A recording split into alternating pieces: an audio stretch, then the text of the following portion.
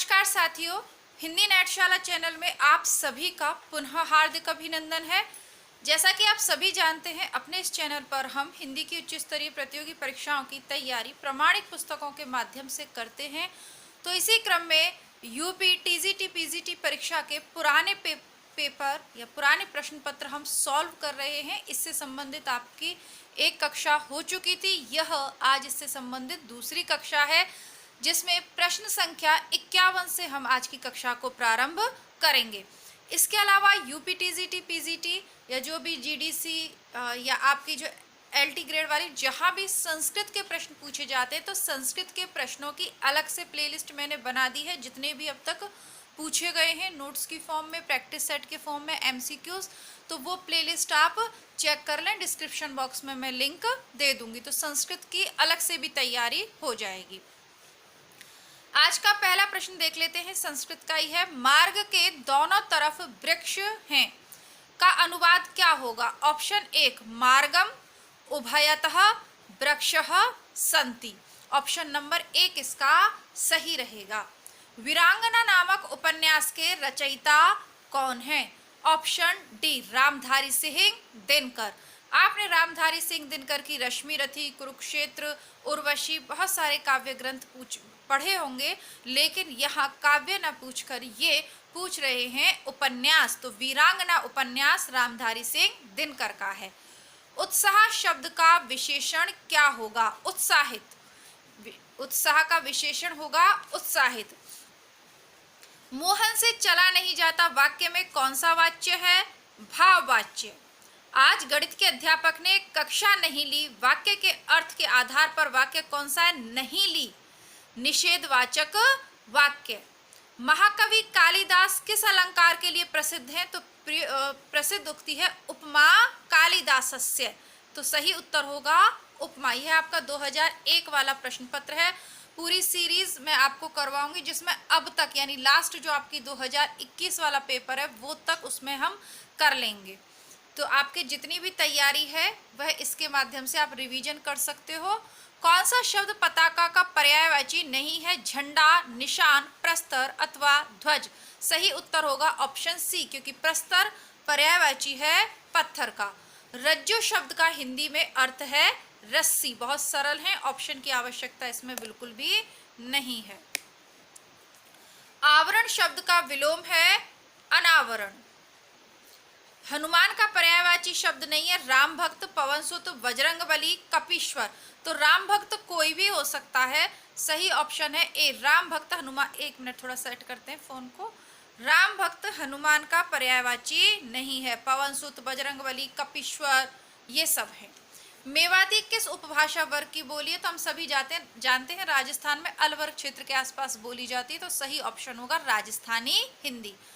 कर्मधारय समास किस में है? चक्रपाणी, ये तो बहुब्रीहि हो गया। चतुर्युगम द्वंद्व हो गया। माता पिता द्वंद्व हो गया। चतुर्युगम द्विंगु हो गया ना, संख्यावाची पद है। माता पिता द्वंद्व हो गया। नीलोत्पलम यह कर्मधारय का उदाहरण है। गौशाला शब्द में कौन सा समास है? तत्पुरुष। पद लालित्य के लिए प्रसिद्ध कौन है? दंडी। उपमा कालिदासस्य भारवी अर्थ गौरवम दंडी।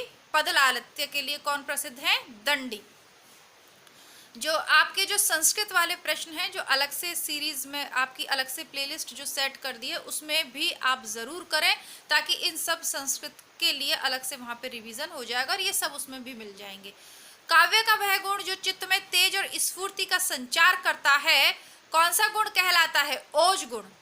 तरु रिपु रिपु धर देख के विरहन ही तीय अकुलाय में कौन सा काव्य दोष है? क्लिष्टित्व। तरु रिपु रिपु धर देख के, तो ये कौन सा काव्य दोष हो गया? क्लिष्टत्व। तो आप ये ना सोचे कि 2001 का प्रश्न पत्र है तो इससे क्या लाभ होगा। प्रश्न यहीं से बनते हैं और इसी तरीके के बनते हैं और रिपीट भी बहुत होते हैं। अभी जब मैं आपको आगे नोट्स करवाऊंगी तो उसमें आप देखिएगा कि कितने पुराने प्रश्न पत्र से भी प्रश्न रिपीट हुए हैं। वह सम्मातिक छंद जिसके प्रत्येक चरण में 24-24 मात्राएं हों, प्रत्येक चरण में 11वीं व 13वीं मात्रा पर यति होती हो, कौन सा छंद कहलाएगा? रोला। रहीमन चुप है बैठिए देख दिनन के फेर, और जवनी के दिन आई हैं तो बरनत न लागत देर। कौन सा छंद है? दोहा। लखनऊ में आयोजित 1936 के प्रगतिशील लेखक संघ के ऐतिहासिक आयोजन के अध्यक्ष थे मुंशी प्रेमचंद। विख्यात मार्क्सवादी समीक्षक हैं रामविलास शर्मा। आपका बंटी उपन्यास की लेखिका हैं मनु भंडारी, और मन्नू भंडारी का यह उपन्यास हमने हिंदी नेटशाला चैनल पर पूरा पढ़ा है। बहुत ही अच्छा उपन्यास है, आप लोग पढ़िएगा।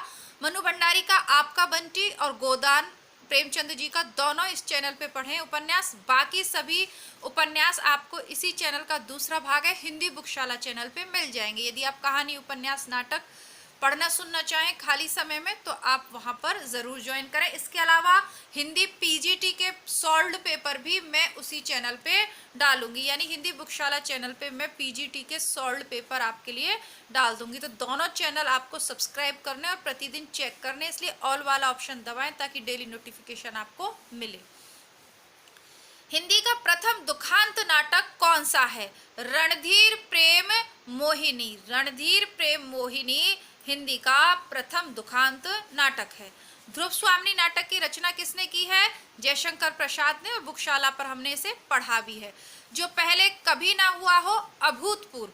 आंख की किरकिरी होना, अप्रिय लगना। भाषा की सबसे छोटी इकाई वर्ण। नारी विमर्श पर लिखने वाली पहली लेखिका। नारी विमर्श पर लिखने वाली कौन सी पहली? तो बंग महिला। गमन का विलोम आगमन। हिंदी के आरंभिक काल को वीर गाथा काल नाम किसने दिया? आचार्य रामचंद्र शुक्ल।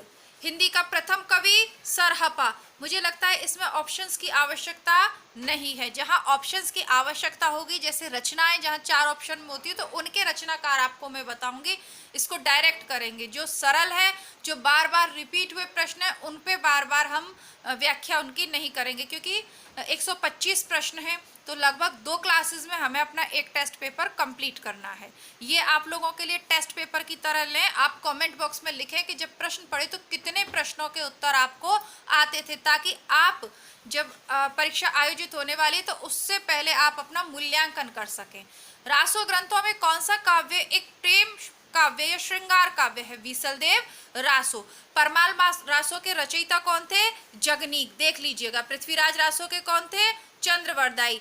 जमयंक जस चंद्रिका के भट्ट केदार। और इसी परमाल रासो में आल्हा और उदल 2 वीरों का वर्णन है, जिसमें आल्हा खंड उत्तर प्रदेश में वर्षा ऋतु में गाया जाता है।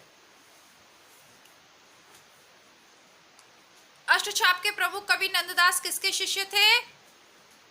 तो ये विठलनाथ के शिष्य थे। विद्यापति ने कुल कितने ग्रंथों की रचना की? 14। प्रेरणा नामक कहानी किसके द्वारा रचित है? प्रेमचंद के द्वारा रचित है। धूमिल को किस काव्य कृति पर साहित्य अकादमी पुरस्कार मिला था? तो यह मिला था संसद से सड़क तक।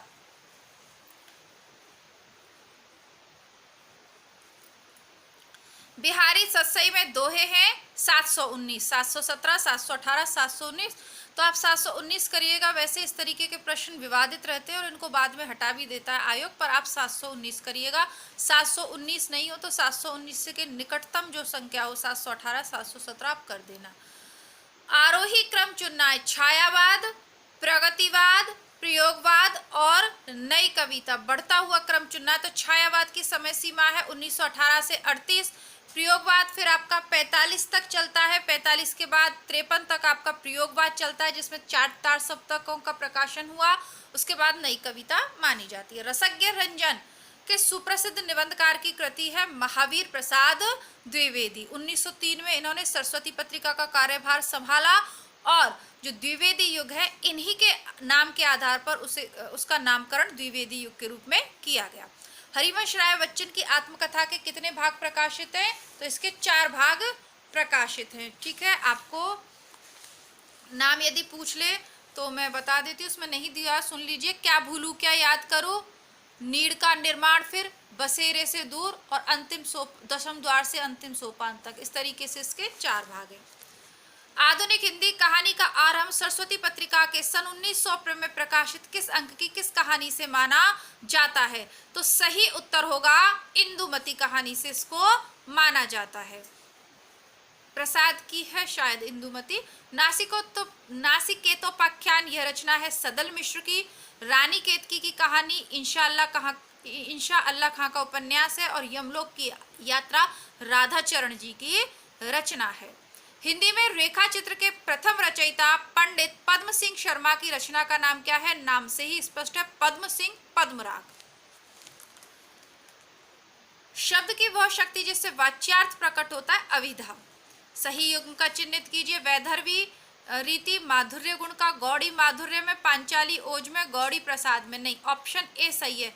वैधर्वी रीति का जो प्रचलन है वह माधुर्य रस के साथ या माधुर्य गुण के साथ होता है, इसका योग। श्रृंगार रस का स्थायी भाव है रति। अनुभाव के दो भेद हैं, कायिक और सात्विक। इसमें से कई प्रश्न आपको 2021 से पहले जो 2016 वाला आपका पेपर हुआ है उसमें देखने को मिलेंगे। सही कथन का चुनाव कीजिए। अ और व ध्वनियां अर्ध स्वर कहलाती हैं, ये सही है। व्यंजन का उच्चारण बिना स्वर की सहायता से हो सकता है, नहीं। अवदेश का विग्रह अवधन देश होता है, गलत। हिंदी के व्यंजनों की संख्या 60 है, यह भी गलत है। अ और व ध्वनियां अर्ध स्वर कहलाती हैं, यह सही है। देवनागरी लिपि की सबसे बड़ी विशेषता क्या है? ऑप्शन डी, सर्वाधिक वैज्ञानिक लिपि होना और एक ध्वनि के लिए एक संकेत होना। इसके साथ ही आप ऐड कर लीजिए शिरोरेखा का होना। ये तीनों हमारी देवनागरी लिपि की विशेषताएं हैं। कर्म कारक के लिए प्रयुक्त होने वाला चिन्ह है कर्ता ने कर्म को, तो ऑप्शन डी। अनुष्टुप क्या है? एक प्रकार का छंद है। शुद्ध वाक्य चुनिए। ऑप्शन ए, मुरझाया हुआ फूल वर्षा की फुहार से अभिसिंचित होकर पुनः खिल उठा, तो ये ऑप्शन ए सही है। अन्याय शब्द का सही विच्छेद होगा अन्य धन अन्य, सही संधि विच्छेद होगा अन्य धन अन्य। शिशुपाल वध रचना के रचनाकार कौन है? तो शिशुपाल वध माघ की फेमस रचना है। भारवी की किरातार्जुनीयम है।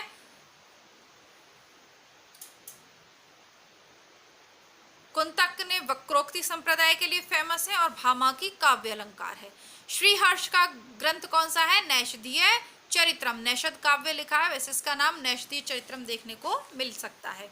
व्यंजन संधि का उदाहरण कौन सा नहीं है? गंगा धन उदकम, गंगोत्कम, यह गुण संधि का उदाहरण हो गया, तो यह व्यंजन संधि का उदाहरण नहीं है। उच्चारण, रामिष्टकते, सच्चित, ये सब व्यंजन संधि के उदाहरण है। स्वस्थ अस्तु का संधि विच्छेद होगा स्वस्ति धन अस्तु। युग्मों में सही कौन सा नहीं है? नीलोत्पलम, कर्मधारय समास, इसी प्रश्न पत्र में देखने को मिला अभी। दशानन बहुव्रीहि, राम लक्ष्मणों, तो यह द्वंद्व समास है, इसमें दिया हुआ है अव्ययी भाव समास, तो यह गलत है। दिवा और रात्रि द्वंद्व है और राम लक्ष्मणों भी द्वंद्व है, ऑप्शन सी गलत हो गया। पृथ्वीराज रासो महाकाव्य के रचयिता चंद्रवरदाई। परमाल का कौन सा है? जगनीक, अमीर खुसरो के कई हैं, पहेलियां, मुकरियां और बहुत सारे हैं। विनय पत्रिका नामक ग्रंथ के रचनाकार कौन है? गोस्वामी तुलसीदास। देव कवि किस जिले के थे? इटावा के थे, और इनके 23 ग्रंथों को शुक्ल जी प्रमाणिक मानते हैं, यह भी पूछा हुआ है नेट में। नीमा किस कवि की माता थी? कबीरदास जी की थी। रचना के आधार पर वाक्य के भेद हैं 3। रचना के आधार पर वाक्य के भेद हैं 3, संयुक्त, साधारण और मिश्र। पश्चिमी हिंदी के अंतर्गत कौन सी भाषा नहीं है? बघेली नहीं है, बघेली छत्तीसगढ़ी और पूर्वी हिंदी की ये भाषा हैं। 36 बाघिनें पूर्वी अवध में बिहार कर रही हैं, ये मैंने आपको बताया था, किसको याद रखिएगा आप। नहुष नाटक किसने लिखा? गोपाल चंद के द्वारा। और गोपाल चंद कौन है? ये भारतेंदु जी के पिता हैं। तिरंगा शब्द में समास है द्विगु समास। पहला पद क्या है? संख्यावाची। कान भरना मुहावरे का अर्थ है चुगली करना। अलौकिक का शुद्ध शब्द है अलौकिक। नई कविता के प्रवर्तक कौन थे? तो ये क्वेश्चन ही इसमें एक तरीके से गलत है। ऑप्शन सी मान लीजिए भारतेंदु हरिश्चंद्र, पर ये वैसे देखी जाए तो प्रश्न ये गलत ही है। घनानंद की कृतियां किस भाषा में हैं? तो घनानंद की ब्रज भाषा में होंगी। अतिथि का पर्यायवाची है आगुंतुक। आजन्म शब्द में समास है अव्ययी भाव। राष्ट्र की भाववाचक संज्ञा है राष्ट्रीयता। राम शब्द की षष्ठी एक वचन का रूप है रामस्य। पठ धातु के वर्तमान काल में मध्यम पुरुष के एक वचन का रूप है पठसी। पठती पठत पठनसी, पठसी पठत पठत, पठामी पठाव पठामे, तो पठसी है ना। सिर उठाना मुहावरे का सही अर्थ है विद्रोह करना। तो इसी के साथ आपके 125 प्रश्न हमने सॉल्व कर लिए। पूर्व की कक्षा नहीं देखी हो, प्लेलिस्ट बना दी है, डिस्क्रिप्शन बॉक्स में लिंक दे दूंगी, ज़रूर देखिएगा। संस्कृत वाले भी ज़रूर देखिएगा। इसके साथ ही दोनों चैनल हिंदी नेटशाला, हिंदी बुकशाला को सब्सक्राइब कर लें, वीडियो को लाइक करें, जो भी अन्य संशय हो उन सब के लिए कमेंट करें। धन्यवाद।